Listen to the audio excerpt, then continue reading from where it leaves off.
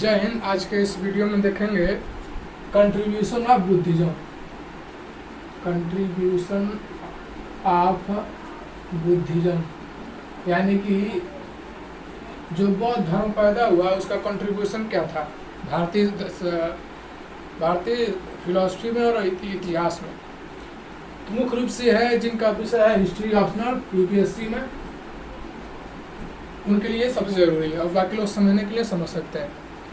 तो मुख्य रूप से पहले देखेंगे कि ध्यान से एक चीज़, एक फार्मूला है और फार्मूला ये है कि जिस तरह इस समय संविधान होता है और संविधान में संशोधन होता है क्योंकि इस समय लोकतंत्र है, वैसे ही पहले समय में जो धर्म था यानी कि जो रिलीजन था ये संविधान था। आज के समय में संविधान है, इससे लोग अच्छे से रह रहे हैं। तो आज से लगभग 500-600 साल पहले जब बौद्ध धर्म था, जैन धर्म था, उस समय कोई संविधान नहीं था। उस समय पर जो धर्म होता था वही संविधान होता था। तो फार्मूला ये बनता है, इन प्री मॉडर्न वर्ल्ड रिलीजन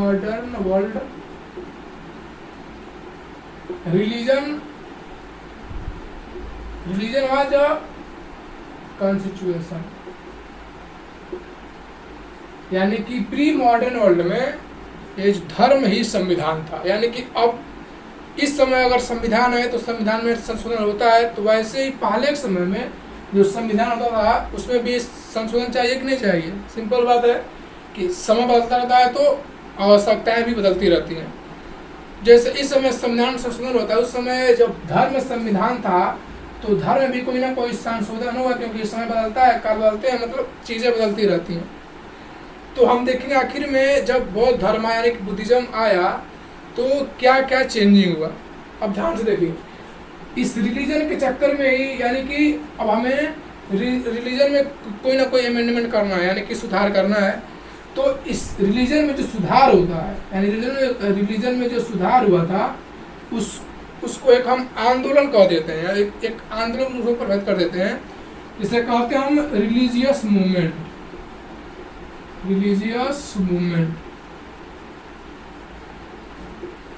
यानी कि धर्म संबंधी जो भी चीज सुधार होती थी उसे कहा दिया गया रिलीजियस, यानी कि धार्मिक सुधार आंदोलन। और इसमें जितने भी गौतम बुद्ध हो गए, महावीर स्वामी हो गए, कबीरदास हो गए, रविदास हो गए, ये सारे लोग इसी के अंदर आते हैं क्योंकि इन्होंने ही धर्म में संशोधन का कार्य किया था। इसलिए कहा था इन्हें धार्मिक सुधार आंदोलन है, इन्हें समाज सेवी कहा जाता है। अब जब रिलीजियस मूवमेंट तो इस क्लास में नहीं पढ़ेंगे, हम पढ़ेंगे जब रिलीजियस मूवमेंट यानी कि ये जो धार्मिक सामाजिक सुधार आंदोलन हुआ। तो अब जब भी कोई सुधार होगा तो उसके इकोनॉमी में, उसकी पॉलिटी में, उसकी सोसाइटी में, यानी कि जब भी इकोनॉमी में चेंज होगा पॉलिटी, सोसाइटी और कल्चर अपने आप चेंज हो जाएगा। तो मुख्य रूप से हम यहाँ पर देखेंगे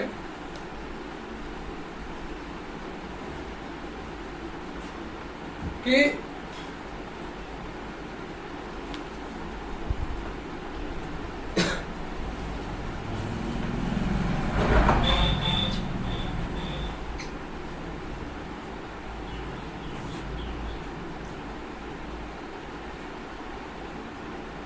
बस इसको मिटाना पड़ेगा।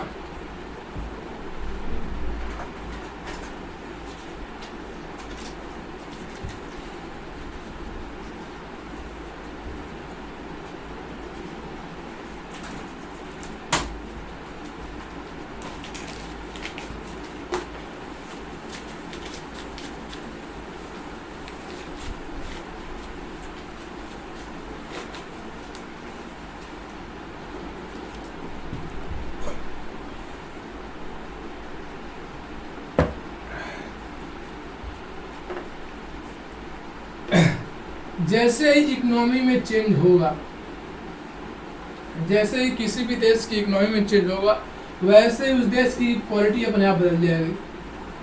जैसे उस देश की पॉलिटी में परिवर्तन होगा वैसे उस देश की सोसाइटी अपने आप बदल जाएगी। और जैसे ही सोसाइटी बदलेगी उस देश का कल्चर अपने आप ही बदल जाएगा। ये बहुत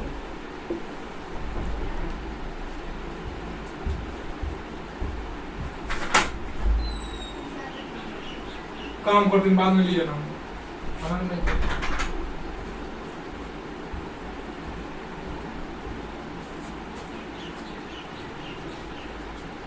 Change in economy led to change in polity, and change in polity led to change in society, and change in economy, polity and society, these three all change in culture. अब जहां भी हम पढ़ेंगे कि इकोनॉमी बदल रही, वहां पर पॉलिटी, सोसाइटी, कल्चर अपने आप बदल जाएगा। तो हम देखेंगे जब रिलीजियस मूवमेंट हुआ, यानी कि when religious movement got momentum, then what changes in economy, what changing in polity, and what changing in society, and economy, polity, society, then what changing in culture. तो सबसे पहले हम देखेंगे कि सबसे पहले इकोनॉमी में क्या चेंज हुआ, यानी कि बौद्ध धर्म ने जब धार्मिक सुधार आंदोलन किया तो इकोनॉमी में क्या क्या परिवर्तन, यानी कि उस समय में देश की अर्थव्यवस्था में क्या क्या परिवर्तन हुआ था।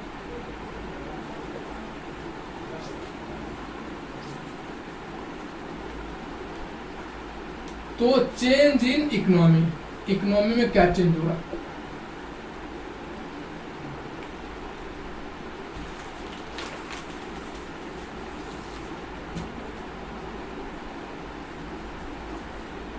अब इकोनॉमी में चेंज हुआ मुख्य रूप से, इसमें पहला आता है इंटरेस्ट सिस्टम।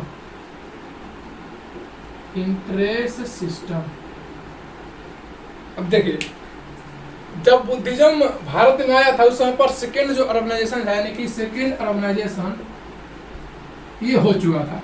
जैसे ही सेकेंड अर्बनाइजेशन हुआ वैसे ही जितने भी अर्थव्यवस्था के प्राथमिक, द्वितीयक और तृतीय क्षेत्र होते हैं, यानी कि primary, secondary and tertiary sector, ये तीनों मोमेंटम पा गए। अब जब भी primary, secondary and tertiary sector momentum पाएंगे वैसे ही वहां पर इंटरेस्ट सिस्टम लागू हो ही जाएगा। तो जब रिलीजियस धार्मिक सुधार आंदोलन हुआ तो सबसे पहला आ गया इंटरेस्ट सिस्टम, यानी कि लोग जो बहुत अमीर होता था उससे पैसा लेते थे और उसके बदले में उसको कुछ जब लौटाते थे तो कुछ ना कुछ उसको इंटरेस्ट जोड़ कर, यानी मूलधन तो देंगे ही देंगे और जितने समय में के लिए थे उसका कुछ ना कुछ ब्याज उनको देना होता था। यानी कि उस समय में पहली बार इंटरेस्ट सिस्टम पैदा हुआ था। तो अगर आप सबसे पूछता है कि जो यानी गांव में सूद लेते हैं लोग, यानी ब्याज पर पैसा देने की शुरुआत वो हुई क्या थी, वो शुरुआत हुई थी बुद्धिज्म के बाद, यानी कि 6th सेंचुरी BC में। यानी कि जब बौद्ध धर्म ने धार्मिक सुधार आंदोलन किया तो उसके बाद से इंटरेस्ट सिस्टम का जन्म हुआ। दूसरा परिवर्तन हुआ था ये अहिंसा। बुद्धिज्म ने कहा कि अहिंसा, यानी कि हम किसी भी जीव जंतु को मारेंगे नहीं। इसके पीछे भी कोई ना कोई कारण होगा। आखिर में अहिंसा इस समय पर क्यों लाया गया, तो मुख्य कारण ये नहीं था कि हम, ये जो अहिंसा का विचार था ये स्वतंत्र विचार नहीं था। बात ये थी कि उस समय में जो एनिमल थे, यानी कि जो जीव जंतु थे, सबसे, अब ध्यान देखिए, उस समय पर सबसे बड़ा आय का स्रोत है कृषि। उस समय पर कृषि जब स्रोत है तो वहाँ पर कृषि कार्य करने हेतु हमें जीव जंतु की जरूरत पड़ेगी। अब जिस चीज़ से हम फायदा ले रहे हैं उस चीज़ को मारेंगे, कोई नहीं मारेगा। यानी कि उस समय में सबसे मुख्य आय का स्रोत था कृषि। कृषि के लिए सबसे महत्वपूर्ण थे जीव जंतु। अगर हम जीव जंतु को मार देंगे तो खेती नहीं हो पाएगी, और जब खेती नहीं हो पाएगी तो लोग को खाने पीने को नहीं मिलेगा। इसीलिए चूंकि जानवर वहाँ उस समय में जानवर बहुत ही महत्वपूर्ण थे, इसलिए वहाँ पर लाया गया अहिंसा का विचार, यानी कि एनिमल वेल्थ। उस समय पर किसी के पास एसेट लायबिलिटी नहीं होती थी। उस समय पर जिसके पास जितना जानवर होते थे उतना वो धनी होता था। यानी जिसके पास जितनी गायें, जितनी भैंस, जितनी भी चीज़ें होती थी, जीव जंतु जितने ज़्यादा, वो उतना ही शक्तिशाली माना जाता था। इसलिए उस समय में अहिंसा का विचार आ गया, यानी कि हम किसी भी जीव जंतु को मारेंगे नहीं, किसी भी जंतु को हिंसा नहीं करेंगे, क्योंकि मुख्य रूप से प्राइमरी यानी कि प्राथमिक क्षेत्र था, मुख्य सारा निर्भर था जीव जंतु पर ही। तो यानी कि कंट्रीब्यूशन ऑफ बुद्धिज्म, सबसे पहला आ गया इंटरेस्ट सिस्टम और दूसरा आ गया अहिंसा, यानी कि नॉन वायलेंस। ट्रूथ, मतलब मेन यही दोनों चीजें थी जो मुख्य रूप से इकोनॉमी में चेंज लेकर आई थी। अब हम देखेंगे कि आखिर में बुद्धिज्म आया तो उसके बाद पॉलिटी में क्या क्या चेंज हुआ था।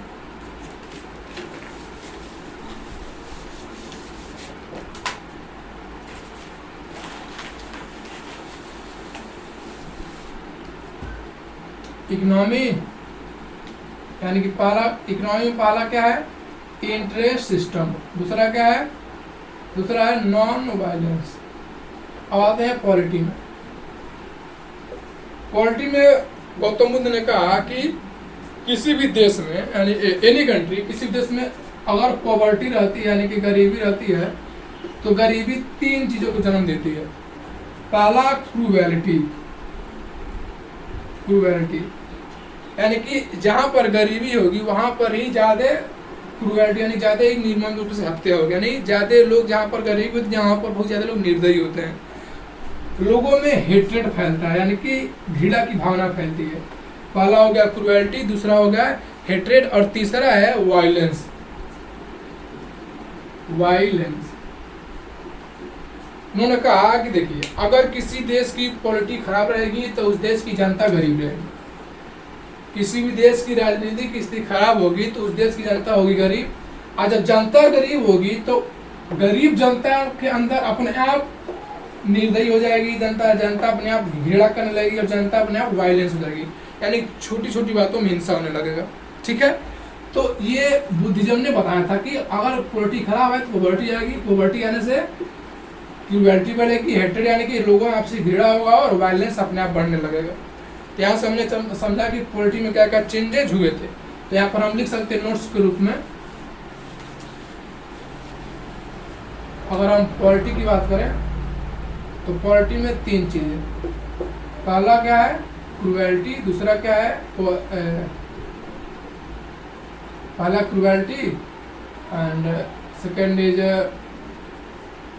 नहीं, पहला क्रूएल्टी हो जाएगा, दूसरा हो जाएगा वायलेंस और तीसरा हो जाएगा हेट्रेड, यानी कि पहले लोग निर्दयी होंगे, फिर हिंसा करेंगे, फिर आपस में घृणा करने लगेंगे। तो ये हो गया इकोनॉमी में चेंज, पॉलिटी में चेंज। अब होगा सोसाइटी में चेंजिंग।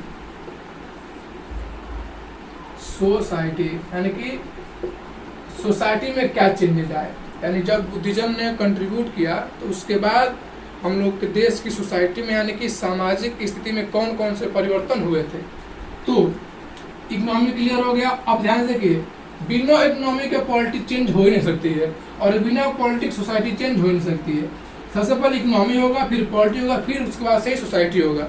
बिना इकोनॉमी और पॉलिटी के चेंजेज हुए सोसाइटी में चेंज होना संभव नहीं है। सोसाइटी मुख्य रूप से 3 चीजें हुई, मुख्य रूप से सोसाइटी में 3 चीजें हुई। 3 चीजें कौन कौन सी 3 चीजें?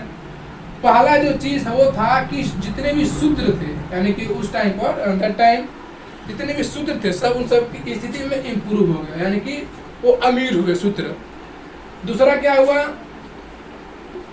वुमेन यानी कि औरतों की कंडीशन यानी कि वुमेन कंडीशन वो भी सुधर गया, शूद्रों की स्थिति सुधर गई, औरतों का जो औरतों की सामाजिक स्थिति वो भी सुधर गई।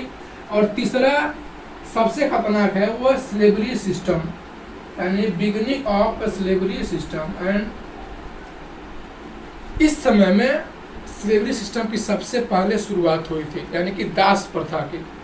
अब इसको समझेंगे कि आखिर में शूद्रों की स्थिति कैसे सुधरी, वुमेन यानी कि औरतों की स्थिति कैसे सुधर गई और स्लेवरी सिस्टम पैदा कैसे हुआ। अब हम सोसाइटी को समझेंगे, ठीक है। अब ध्यान से देखिए, अब इसको हम मिटा देते हैं।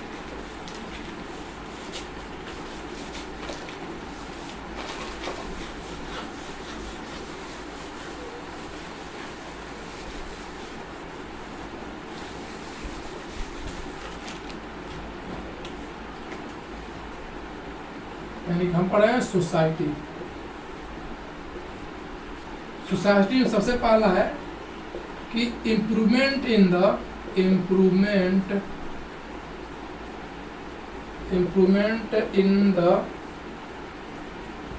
स्टेटस ऑफ शूद्र,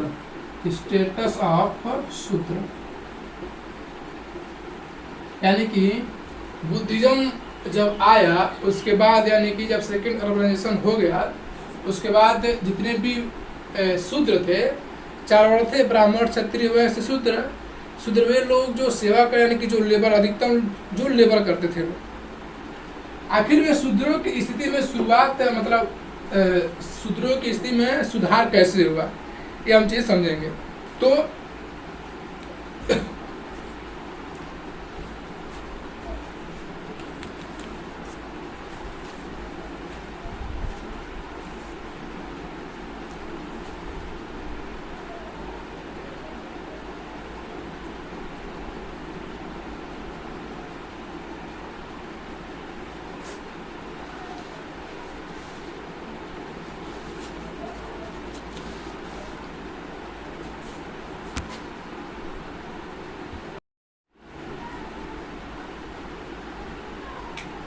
जितने भी शूद्र लोग थे, अब ध्यान से देखिए, शूद्रों का मुख्य रूप से ये काम क्या करते, ये करते थे लेबर, यानी कि इस समय जिसे कहते हैं लेबर ही करते हैं। शूद्रों का मुख्य काम था लेबर। अब लेबर, अब इकोनॉमी है एग्रीकल्चर की, एग्रीकल्चर में 12 महीना में केवल 4 महीना जितने भी लेबर लोग होते हैं उनका धंधा बहुत तेज चलता है, 4 महीना केवल। जैसे जब मतलब धान बुआने वाला रहेगा तब लोगों को ज़्यादा, जितने भी लेबर लोग उनको ज़्यादा मिलेगा, धान कटाने लगा तब उनको मिलेगा एम्प्लॉयमेंट या रोजगार। मतलब मुख्य रूप से 12 महीना में केवल 4 महीने यानी कि 4 मंथ इन लोगों के पास एम्प्लॉयमेंट रहता था। बाकी जो बचा 8 महीना, यानी कि जो 8 महीना ये था, ये लोग खाली रहते थे, यानी खाली बैठे हैं। इसमें उन्होंने शुरू किया था art and craft. Art and craft यानी कि चीजों को बनाना ये सीखे थे, आर्ट एंड क्राफ्ट। अब ध्यान से देखिए, अब जैसे ही सेकेंड अर्बनाइजेशन हुआ, सेकेंड अर्बनाइजेशन यानी कि द्वितीय शहरीकरण हुआ, जैसे ही सेकेंड अर्बनाइजेशन हुआ, जितने भी आर्ट एंड क्राफ्ट थे, इसमें कौन कौन आएंगे, ध्यान देखिए। आर्ट एंड क्राफ्ट में सबसे पहले आएंगे वीवर, यानी कि जितने भी कपड़ा को बुनने वाले होते उसे कहते हैं वीवर, सबसे पहले आ जाएंगे वीवर। आयरन स्मिथ, लोहार, इसे कहते हैं लोहार। तीसरा आ जाएंगे सोनार, गोल्ड स्मिथ। चौथा आ जाएंगे जितने भी वो चमड़ा, यानी कि जितने भी चमड़े से लोग अपना कपड़ा बनाते उसे कहते हैं leather worker, leather worker, leather worker. जैसे वीवर सबसे मुख्य आ जाएंगे कबीर दास, कौन थे, क्या थे, वीवर थे। लेदर वर्कर में आ जाएंगे आपके संत रविदास, ठीक है। अब यानी कि वो भी क्या थे, कबीर भी क्या थे, शूद्र थे, रविदास भी क्या थे, शूद्र ही थे। तो मुख्य रूप से कहने का मतलब यह है कि जो शूद्र थे उनको मुख्य रूप से 4 महीने केवल रोजगार मिलता था, बाकी 8 महीना वो बेरोजगार थे, तो खाने के लिए कुछ ना कुछ करेंगे। तो खाने के लिए वो करते आर्ट एंड क्राफ्टिंग, और आर्ट एंड क्राफ्टिंग में क्या कहा जाता है, कौन कौन आते हैं, weaver, iron smith, gold smith और लेदर वर्कर, यानी कि कपड़ा बुनने वाले, लोहार, सोनार और चमड़ा काम करने वाले, 4 लोग उसमें आएंगे। अब जैसे ही द्वितीय शहरीकरण यानी कि सेकेंड अर्बनाइजेशन हुआ, वैसे ही जितने भी ये जो आर्ट एंड क्राफ्ट है, ये जितने भी आर्ट एंड क्राफ्ट है, इसका वैल्यू बहुत तेजी से बढ़ गया। अब देखिए, जब शहरीकरण हुआ तो इन सब चीज़ों का वैल्यू बढ़ गया। अब जैसे ही इन सब चीज़ों का वैल्यू बढ़ गया, यानी कि जब आर्ट एंड क्राफ्ट जो इसकी बढ़ गई, डिमांड इसकी बहुत ज़्यादा बढ़ गई, आर्ट एंड क्राफ्ट की डिमांड बहुत ज़्यादा बढ़ गई। और जब भी किसी भी चीज़ की डिमांड बढ़ेगी तो उसकी सप्लाई ज़्यादा होगी। Demand is equal to supply, तो अर्थव्यवस्था का नियम है, demand is equal to supply, यानी कि डिमांड बढ़ा सप्लाई बढ़ा। अब ध्यान से देखिए, सिंपल शुरुआत से बुद्धिज्म में शूद्रों की स्थिति क्या थी, केवल 4 महीना काम करते थे, 8 महीना बैठे रहते थे। 8 महीना बैठे रहते, खाने के लिए कुछ ना कुछ चाहिए, तो क्या की आर्ट एंड क्राफ्टिंग सीखे। आर्ट एंड क्राफ्टिंग में कौन कौन आते थे, वीवर आएंगे, iron smith, gold Smith and leather worker. अब जैसे ही कुछ समय बाद सेकेंड अर्बन यानी कि द्वितीय नगरीकरण हुआ, उसके बाद से आर्ट एंड क्राफ्ट का डिमांड बढ़ गया। जैसे ही किसी चीज़ का डिमांड बढ़ता है, सप्लाई बढ़ जाती है, यानी कि डिमांड जब बढ़ा, सप्लाई बढ़ गई। और जैसे ही सप्लाई बढ़ी तो जितने भी आर्ट एंड क्राफ्ट से बनने वाली वस्तुएं थी, इनका वैल्यू भी बहुत ज़्यादा बढ़ गया। और जब किसी चीज़ का वैल्यू बढ़ जाएगा और बिकाएगा और बिकाएगा, इतना सामान बिकाने लगा आर्ट एंड क्राफ्टों का कि अब इन सबके पास बहुत ज़्यादा पैसा होगा।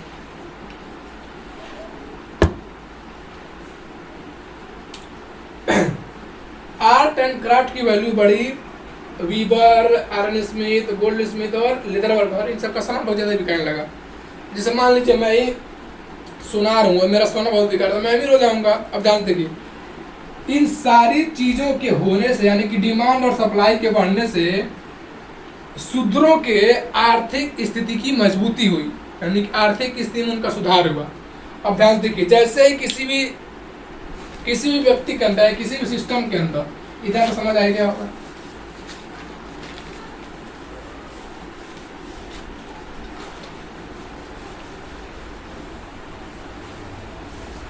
अब यानी कि डिमांड बढ़ा तो सप्लाई भी बढ़ गई आर्ट एंड क्राफ्ट की, यानी कि आर्ट एंड क्राफ्ट का डिमांड बढ़ गया, सप्लाई बढ़ गई।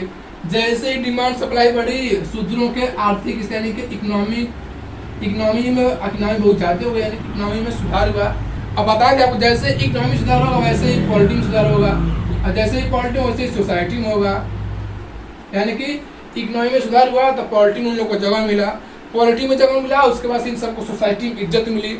अब जब सोसाइटी में इज्जत मिली तो यही तो कहना चाह रहा है कि जब बौद्धिज्म आया तो सेकेंड ऑर्गेनाइजेशन हुआ और वहाँ पर शूद्रों की स्थिति में क्या हो गया, सुधार हो गया। यानी कि वे शूद्र जो पहले केवल काम करते, अब वो इकोनॉमिक रूप से मजबूत हो गए, पॉलिटिकल रूप से मजबूत हो गए, और सोसाइटी रूप से भी क्या हो गए, मजबूत हो गए। तो ये था, ये यहाँ पर हम जाने कि जब बुद्धिज्म था तो उस समय शूद्रों की स्थिति में सुधार कैसे हुई। अब हम देखेंगे जो दूसरा चीज़ थी कि और मतलब बुद्धिज्म के समय, यानी कि 6th सेंचुरी BC, यानी कि बुद्धिज्म के समय में वुमेन यानी कि औरतों की स्थिति में सुधार कैसे हुआ और क्यों हुआ। Condition of women.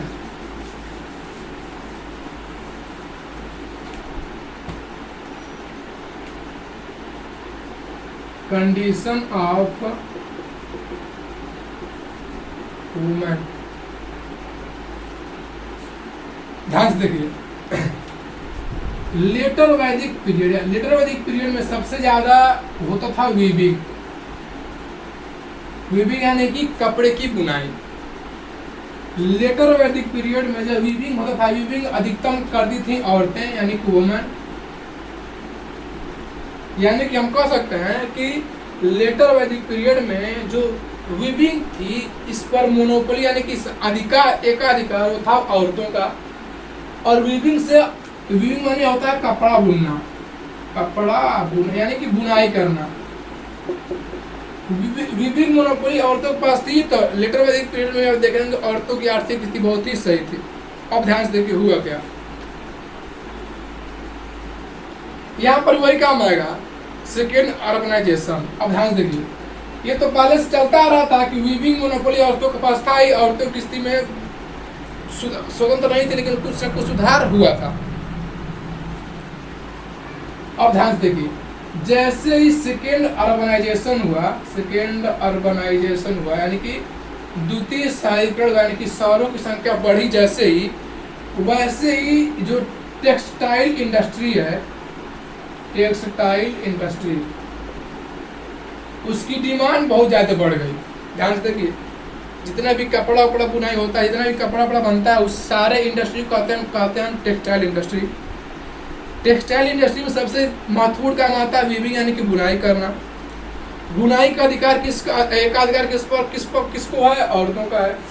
तो जैसे ही सेकेंड अर्बनाइजेशन हुआ वैसे ही हो गया, टेक्सटाइल इंडस्ट्री की मांग बहुत ज़्यादा बढ़ गई, क्योंकि शहर नए पसंद लगे, नए लोग आने लगे, लोगों की आवश्यकता की चीज़ें बढ़ने लगी। जैसे टेक्सटाइल इंडस्ट्री की मांग बढ़ी, हम लोग के देश में भी और विदेशों में भी, हम लोग ज़्यादा मांग बढ़ गई विदेशों में। और जब विदेशों में टेक्सटाइल इंडस्ट्री की मांग ज़्यादा बढ़ी तो औरतों ने खूब ज़्यादा वीविंग करना शुरू किया, यानी कि वीविंग की जो डिमांड था वो बढ़ गया। इंडस्ट्री बन के क्या करेगा जब कोई वीविंग नहीं करेगा।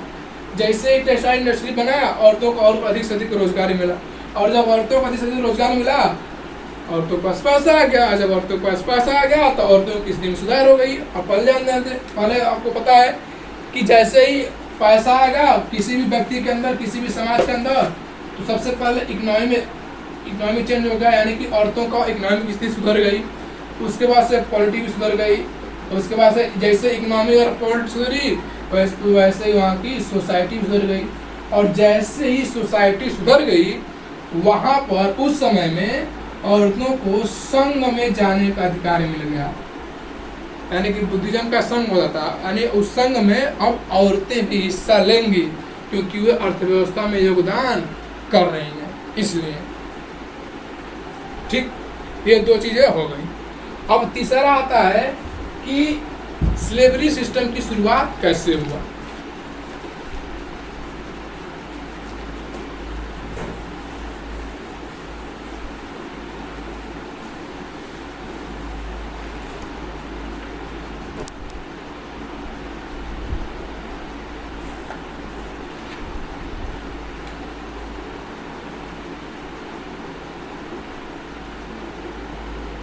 Beginning of slavery system. ध्यान से देखिए, बुद्धिज्म से पहले यानी कि द्वितीय नगरीकरण के पहले जो स्लेवरी का काम करते थे वो करते थे शूद्र लोग, शूद्र सब करते थे सब। लेकिन हम पढ़ क्या चुके हैं कि शूद्रों की इस समय पर शूद्रों मतलब उस समय में शूद्रों की स्थिति में सुधार हो गई है। और जब शूद्रों की वास्तविक स्थिति, अब इसके पास पैसा आ गया, सारे शूद्रों के पास पैसा आ गया तो सब लेबर ही करेंगे, किसी का नहीं करेंगे। जो लेबर करने वाले लोग थे उनकी आर्थिक स्थिति में सुधार आ गई है, यानी कि जब आर्थिक स्थिति में सुधार आ गई है तो वे लेबर ही करेंगे नहीं। तो लेबर को करने के लिए कोई ना कोई सिस्टम बनाना पड़ेगा, नहीं बनाना पड़ेगा, सिंपल सी बात है। जैसे मान लीजिए कोई खाना बनाने वाला, किसी घर में 20 लोग हैं, 5 लोग खाना बनाने वाले हैं, 5 लोग की नौकरी लगे वो खाना नहीं बना रहे हैं, तो कोई ना किसी को लाना पड़ेगा ना खाना बनाने के लिए। तो ठीक वैसे ही जब शूद्रों की स्थिति में सुधार हो गया तो ये सब लेबर करेंगे नहीं, लेबर वर्कर। और जब लेबर वर्कर नहीं करेंगे तो उस समय पर जब कोई नहीं मिला तो बनाया गया स्लेवरी सिस्टम। और यानी कि अब स्लेवरी सिस्टम को लीगल एक्सेप्टेंस मिल गया कि नहीं, स्लेवरी सिस्टम सही है, क्योंकि वहाँ पर क्या थी, उसकी ज़रूरत थी। तो इस तरह से सोसाइटी में क्या यानी कि समाज में क्या क्या चेंजिंग हुआ। पहला चेंजिंग ये हुआ कि सबसे पहला चेंजिंग ये हुआ कि शूद्रों की इकोनॉमिक स्थिति में सुधार हुआ। दूसरा चेंजिंग हुआ कि वुमेन कंडीशन में सुधार हुआ। तीसरा स्लेवरी सिस्टम की शुरुआत हो गई। तो ये थी सोसाइटी में क्या क्या चेंज हुआ था। अब आगे आता है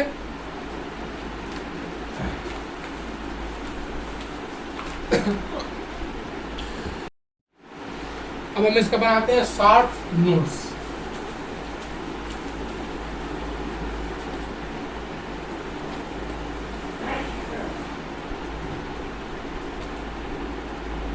कंट्रीब्यूशन ऑफ बुद्धिज्म सबसे पहले क्या था, पहले था कि चेंज इन इकोनॉमी। इकोनॉमी क्या क्या चेंज हुआ था, पहला हुआ था आपका इकोनॉमी में इंटरेस्ट सिस्टम, दूसरा हुआ था नॉन वायलेंस, दूसरा है पॉलिटी। पॉलिटी में क्या क्या चेंज हुआ, पहला चेंज क्या हुआ यानी कि शूद्रों की स्थिति में सुधार हुआ। दूसरा क्या था, वुमेन कंडीशन में सुधार हुआ। तीसरा क्या था, बिगिनिंग ऑफ स्लेवरी सिस्टम, ये था पॉलिटी में। तीसरा था सोसाइटी में, इसमें कौन नहीं, सोसाइटी में क्या क्या चेंज हुआ,